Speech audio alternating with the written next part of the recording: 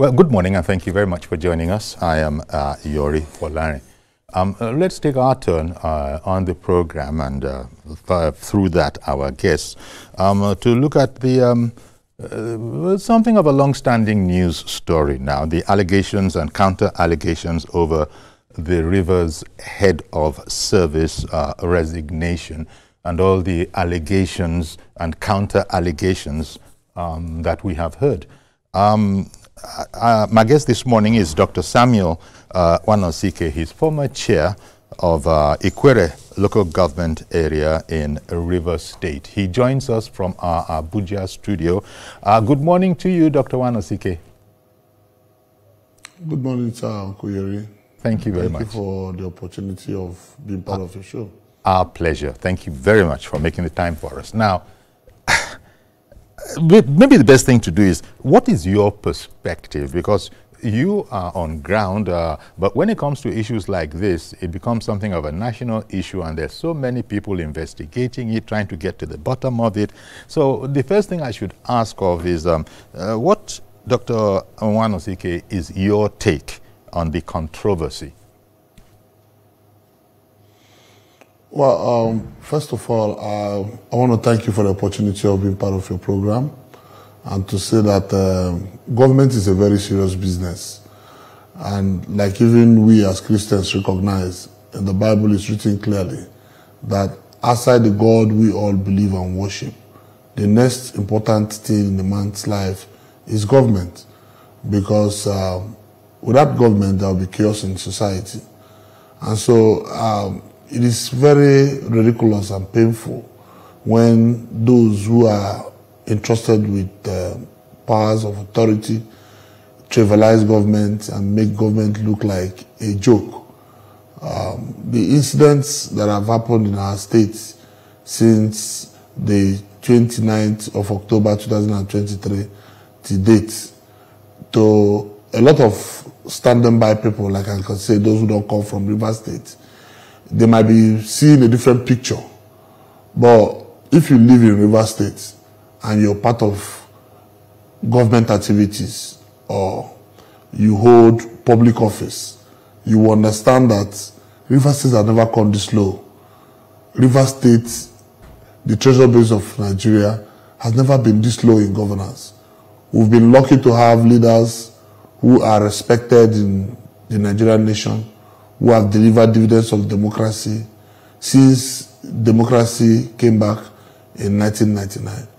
But it's unfortunate that we find ourselves here, but we thank God Almighty for giving us a leader in President Bola Ahmed Tinubu, who loves this country and who do not want to take this country for granted by giving him the opportunity of governing this country, by making sure that irrespective of who God is being heard, that democracy must stand, which is the best way of governance as has been established in the world today.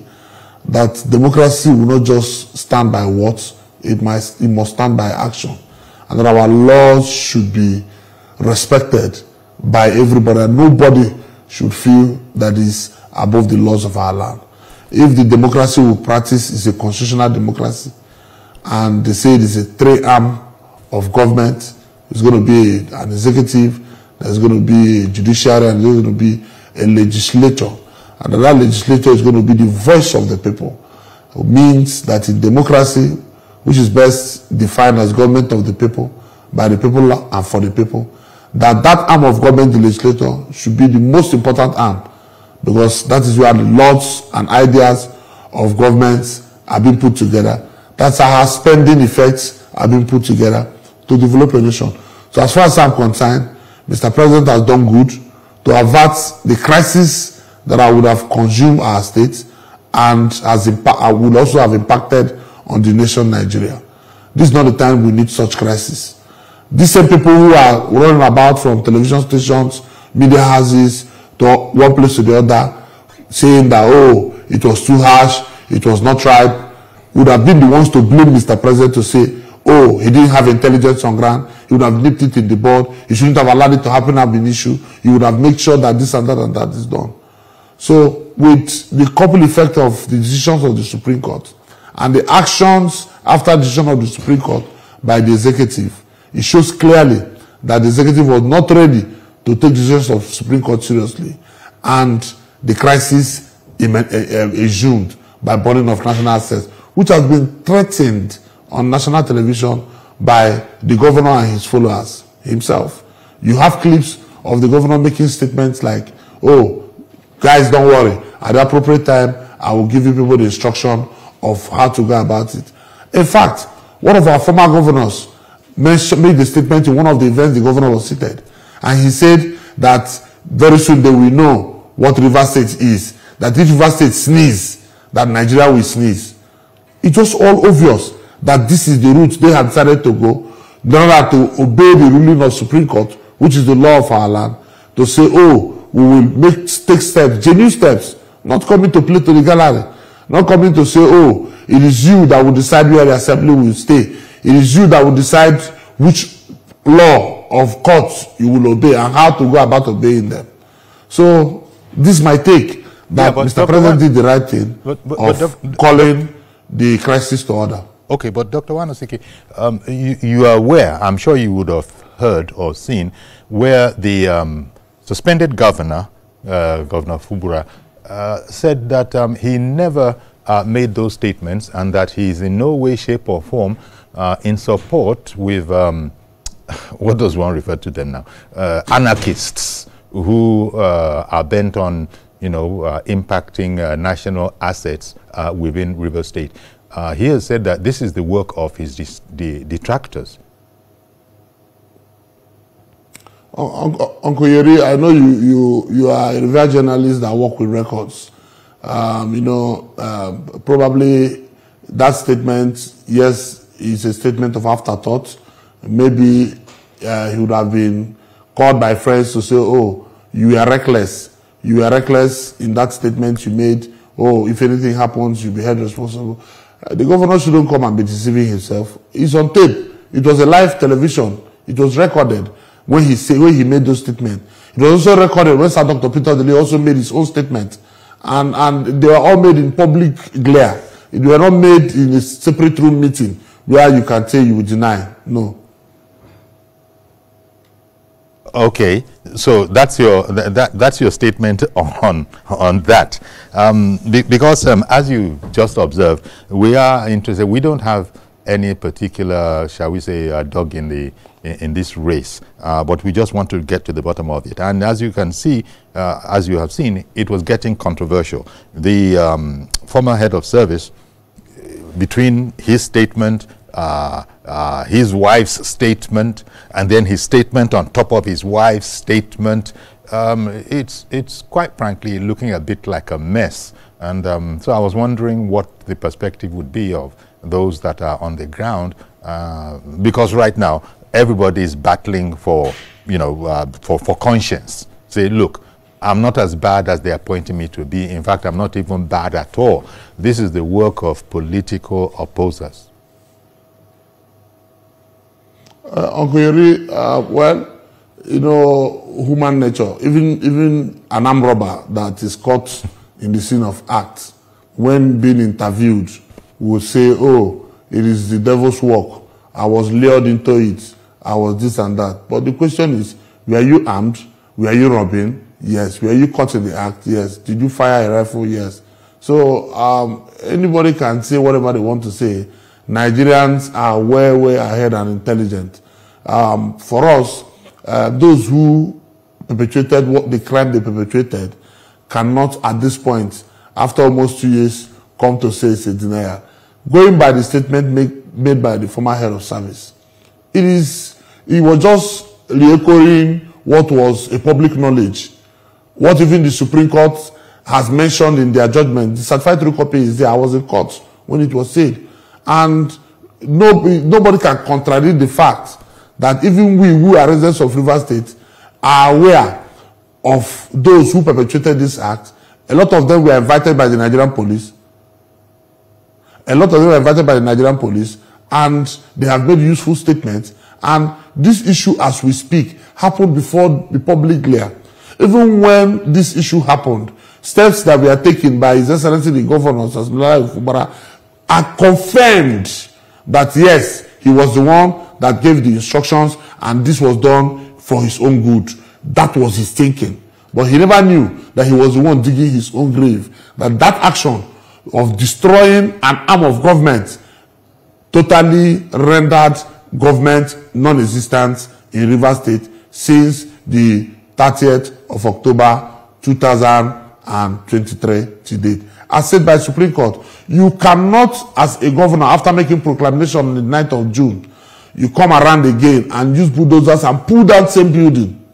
Why? Because the day before, when you tried to stop the assembly members after burning their chambers, you forgot. He forgot that it's not only the chambers that will be set on fire, because they did use explosive. When we visited the scene of the chambers burned with the security agents, it was smelling of gasoline. The commissioner of police was there. The then head of DSS University was there. The speaker was there. A lot of us Rivers people, as a local government chairman, I live in Port Harcourt. I was also there. Some of the local government chairmen were there. We saw it was gasoline, and we knew that probably if they had tried to burn the auditorium, it would have been easy for the people passing by. Because don't forget, the assembly was just directly opposite the police command, and so movements will be known. So they decided to take the burning of the chambers, which was way inside. But that is not a problem. The assembly members the next day, 30th of October, having known what was the crux of the matter and what was playing, how Edison Ehie and 3 other of his followers, Sokari Good Boy, and Okojombo, and Adolphus, the man representing the governor and the representing Opopo and Koro at the House of Assembly, that their plot tried to reach out to other assembly members in view of impeaching Martin Ameghule and holding down governance, because it was surprising that all of a sudden the same governor we all worked for has now become worried. He doesn't want the legislature to stand. He wanted to take control of the legislature. What was the issue? He sent the name of a commissioner and was asking the speaker and the members to hurry up and screen the commissioner. Mr. Speaker says, sir, we will do it, but give us some time. Oh, if you don't do it today, I will impeach you. That was the governor's statement to the speaker, right? And I think it was a joke. Edison Ehie was contracted to go. But just a few days ago, I think the day before yesterday, I watched a program in Politics Today by Channels. For the very first time since the beginning of this crisis to date, till that day before yesterday, that was the first time Edison, the chief of staff to the suspended governor, came on national television to speak, because George Weke, their head of service, who was their friend, in all the activities that happened during this crisis, if you go to the videos, you will see the governor, you will see the head of service, you will see the chief of staff. Why? Because the governor believed that he comes from the civil service stock and that the civil servants will rally around him.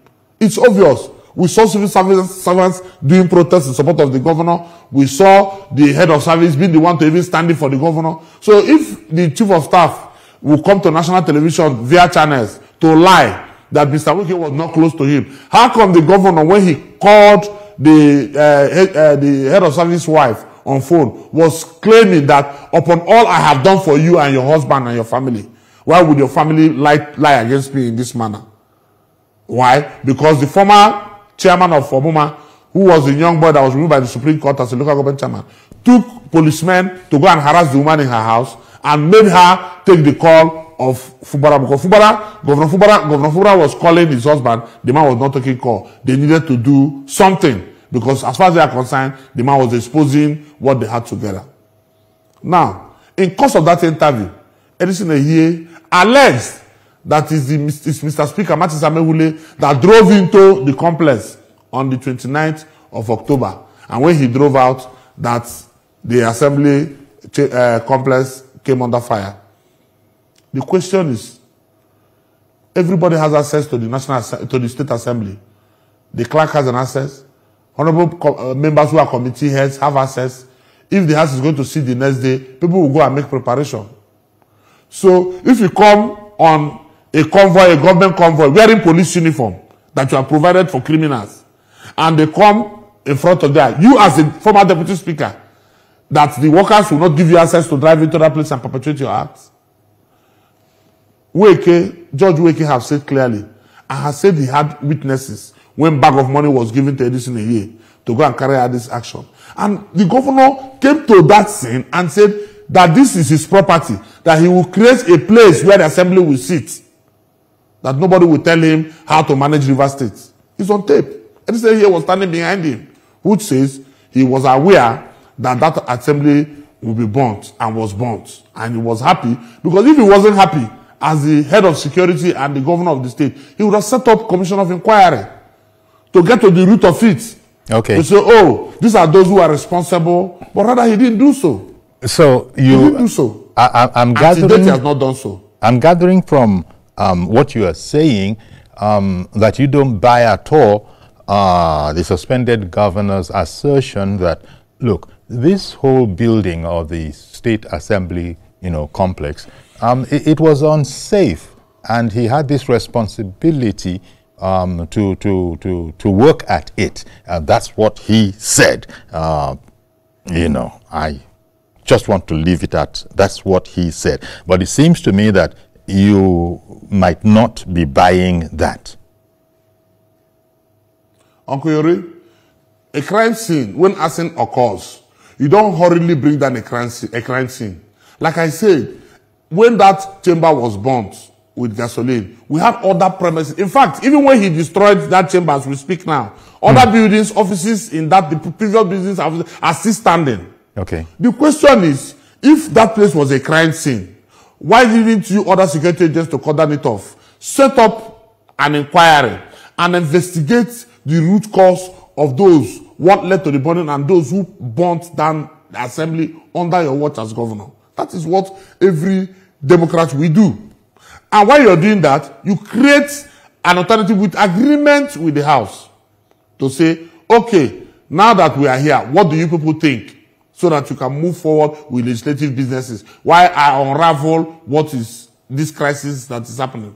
No. What happened? The governor led a mob, hearing that the speaker was sitting in the auditorium, not now the burnt chamber, in the same premises. He led a mob to go and stop the sitting, because they told him that he's going to impeach, that the speaker and the other 27 lawmakers will impeach Edison Ehie as the leader of the House and suspend the other member, and also impeach him by sending him start his impeachment process by sending him an impeachment notice.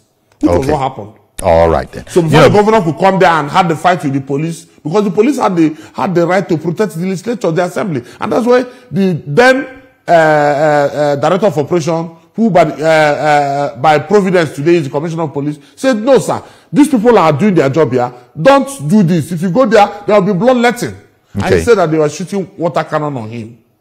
All right. As if that was not enough. That same day, he deployed the second person mentioned in George Weah case accusation or allegation, as it may now, the second person, his name is Chijoke Iwon. He detailed the Chijoke Iwon to move another mob that same period, why the issue happened in front of the legislature, to move a mob straight to the speaker's house residence. That is captured on tape. And they were shaking to pull down the gate so that the speaker and the family would be executed. I don't know. Steady on. This place was built by Rivers taxpayers' money. Okay, but steady on. We can't talk about any Nigerian, allegedly planning the execution of another Nigerian. Has sent people to do something. I know. I'm just advising that your words be measured, because you just talked about a possible execution. But I don't know. I'm going to let you continue. But before then, Ade in the UK has called in. Let's hear it from him. Good morning, Ade in the UK. Good morning, Yori. Good morning to your guests. You held me on for 10 minutes. 10? I'm so sorry. I'm so sorry. I didn't know it was 10. Don't worry. My point on this issue is this. I'm surprised by now, despite Mr. Wake's offer for the security, police, the SSS, they have not interviewed the man. The man said he has evidence. I believe the man. Because it's the governor that appointed this man as head of service, not Yese Wike. It's the Fubara that appointed him. So he's an inner circle man. So, but his heart is heavy because of the trend and what he's hearing from the governor. One thing I picked there is that he said the governor said himself and his brother in Bayelsa, they have the pipe of oil under them. Why is he tribalizing everything? What to order Ikwerre and other people? Why is he doing that? And why is he betraying somebody that lifts you up? That you people don't even know Fubara. I've not heard his name before until Wike brought this man and said he's a governor. That's why we have Fubara. Why are you betraying that man? Why are you betraying that authority? I don't like betrayal at all. You should have even spent 4 years first. Go to your after second time. And when you are in your second time, you can be showing any sign of this. But in the first time, people work for you. You betray them like that. People are calling Wike. Wike is a good man. I don't know him. I'm not from Bahia. I've never been there in my life. But I don't like somebody who betrays trust. So I employ the security, Nigeria security, to interview Mr. Nweke or whatever, I can't remember his name, to interview that man. Dr. George Nweke. It's a fact. All right then. Well, thank you very much for calling in Ade in the UK there. It just goes to show you, everybody, all Nigerians, it doesn't matter where they are, they're deeply concerned about goings on. And against that background, I wanted to ask you, Dr. Nwanosike, look, an ideal case scenario here, people have said that the president has declared the state of emergency 6 months in the first instance. People are saying that there are those who have issues with that. And, you know, other people are saying that, look, let it be. It's possible that within 3 months, maybe a little more, things could sort themselves out. All the political sums and, you know, issues can be, the T's can be crossed, the I's can be dotted, and then Mr. President can call it off, and then River State should get on to the whole business of governance. Let me take your thought on that aspect of the conversation that people have going. Yeah, like I said in my opening, I said Mr. President acted promptly. You know, it's good to be proactive in issues. You could imagine if the crisis erupted in River State and we had a lot of debt, burning of national and private assets, these same people speaking today will say Mr. President did not act when he was supposed to act. Of course, yes. They'll be calling for his head. But I'm saying that now that the deed is, I'm sorry, sir, now that the deed is done, would you subscribe to the idea that if they can sort out all the issues, then we don't need to go 6 months with this aberration? Yes. A part of the process, you understand me, of sorting out these issues is what I think that the sole administrator has been doing. We've not been hearing him. He's not the public type. As Rivers people, I can tell you, since the... I beg your pardon. So sorry, doctor. So sorry to interrupt you. But Samuel in HoS has called in and we're holding him up. So let him get his piece out. Good morning this morning, Uncle Yeri. Good morning, sir. Samuel in HoS. Go ahead. Yes, sir. You see, Uncle Yeri, me, I will always use Tinubu as an example, and I've always done that. When Tinubu has a problem, President Tinubu has, little misunderstanding with somebody, you could see how he handled that issue. He allowed his first tenure to finish, and he decided to, to go to whosoever he wanted to support. Wike is someone that I so much love. You understand? But the recent happening in River State, to be honest with you, I'm not happy about it. And it is just these two people. These two, Wike and Fubara, the president should lock the two of them. Forget about the elders, forget about the media. Lock them inside the room, let them resolve the issue. Okay. They are the two that they can settle the issue. Okay. And then the man that is on the studio now, he was former chairman of the Ikwerre local government. I watched him on television calling. Hello? Oh, well, I think he was just going to say something about you, and then we lost him. But still, Dr. Nwanosike, did you want to comment on what he had said and, what you were talking about before, let me just let my brother who just spoke and other Nigerians who didn't have the information that before President Bola Ahmed Tinubu declared the state of emergency, that President Bola Ahmed Tinubu has worked on this crisis in Rivers State since 2023. I was opportune to be invited, me and some other Rivers men and women, our fathers, former governor, and the governor, and Minister Wike, the vice president, who were in the villa. And Mr. President, in his address said, "This is the second time I am calling this meeting now in the open.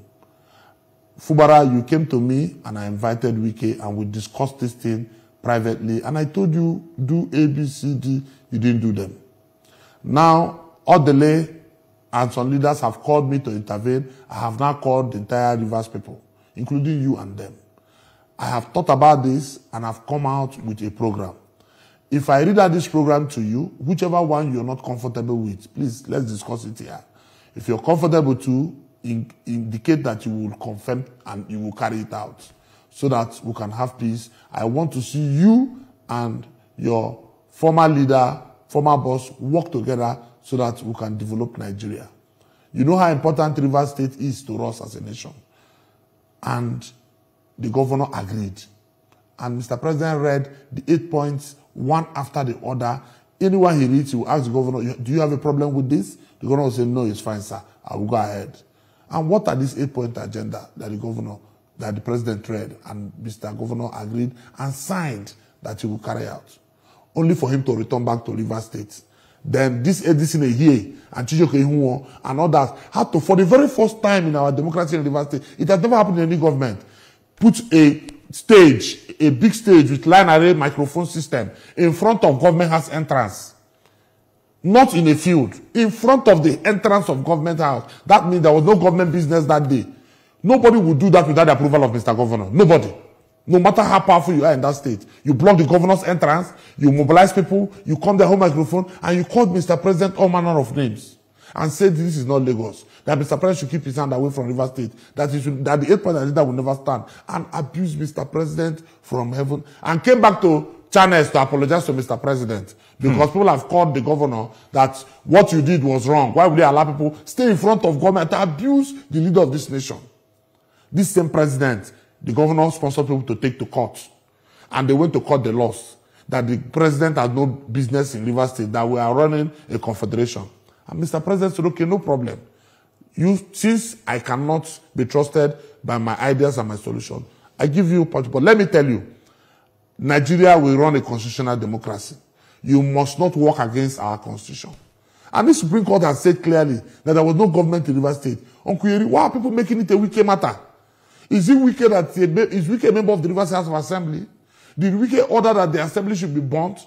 Did Wike say that the governor should go to the assembly quarters? The one that happened before, to say he want to renovate a building, a quarter that was built under 1 year, that he will pull it down because he's afraid that if 27 assembly members gather, that what will come out of it is impeachment. And Supreme Court said it clearly, because of fear of impeachment, which is enshrined in our constitution. If you as a governor is afraid of impeachment, then you have to do the right thing. This is a governor that came and told us that he has finished spending 2024 budget and that is gone, that nobody should talk about it. In our democracy, that from January to December 31st, that you will spend Rivers State money without appropriation and come to National Television and through your lawyers and say, that one, nobody should talk about it, it's gone, it's spent. In democracy, all right. No. If we must talk about this piece, we must do things to stop others from walking the same route in the future. Indeed, I agree with you. Just finally, on a final note, you know, the whole question of Dr. George Wike and his wife, the two of them, the wife protesting, you know, shouting that her husband was under duress, had been kidnapped, and then the husband speaking on top of that, saying that my wife cannot speak for me. I am as free as a bird. There is no problem at all. It is just the truth that some people are afraid about. It's become quite a bit messy, hasn't it? Yes, it becomes messy, sir. Yes, you're very, very correct. It's messy. But the question is, who triggered this mess? You heard when the wife was speaking, when the wife was taking a call from Mr. Governor, suspended governor. The smoker asked her, are you saying that you're not aware of what your husband is doing? The woman said, my husband did not discuss office business with me. He doesn't discuss his work as head of service with me, sir. He said so. But I think that my husband is not speaking out of his way. But the man has said, no, it is me that spoke. I am George Weke. It was not Wike that made George Weke head of service. It was Governor Fubara that made him head of service because they were colleagues. At the time, Fubara was still a civil servant. He was the accountant general of the state, and he had a relationship with Weke. That's why he made George Weke the leader of Simplified Group in Omoma local government. And the man is saying, see, these issues are not things I can live with. I don't sleep. I have to air these things out so that I can have peace. So what we are saying is that the security agents will do their job. Okay. Edison Ehie, the suspended governor's chief of staff, came up on national television with a phone. Oh, I have evidence. I have evidence. That evidence has to be transmitted on the studio so that we can see the evidence ourselves. Indeed. He said oh, we are talking about peace. He doesn't want to go towards one direction. And in another breath, he's saying, oh, somebody sent me a text that they will give me 5 billion if I will lead impeachment motion against Fubara. All those things are lies. Show the studio. Channel Studio wanted to see that text message. Say, oh no, I won't mention the person that sent me the text message. Is this a child's play? Okay, we're going to have to leave it there. Is our democracy a child's play? Indeed. That a man will burn down the assembly and he had the boldness, audacity to come and speak before Nigerians? Because he was invited for investigation, he was kept by the suspended governor in government house? No. What we're saying is that time has come for all government activities to be investigated and the world will know the truth. All right then. Well, Dr. Samuel Nwanosike, I want to thank you very much. As you are aware, the suspended governor has spoken out and saying that this is a campaign of calumny against him. As he put it, perhaps as delicately as he could in the circumstances, people being encouraged or paid or whatever to come out with these lies against him. I'm just saying that for the sake of completeness, because we haven't spoken about that and the man doesn't have a representative here. But I want to thank you very much for giving me your perspective on the situation. And we just hope, I think all of Nigeria hopes, that peace can return to Rivers, and the most important thing is that the good people of Rivers should begin to benefit from their right, which is of good governance. Thank you very much, Dr. Samuel Nwanosike, former chair, Ikwerre local government in Rivers State. Thank you, sir. Thank you for having me, sir. All right, then. Okay, we'll take a break now. Do please stay with us. There's one more subject matter to go. We want to take a look at security in the Northwest. We'll be right back.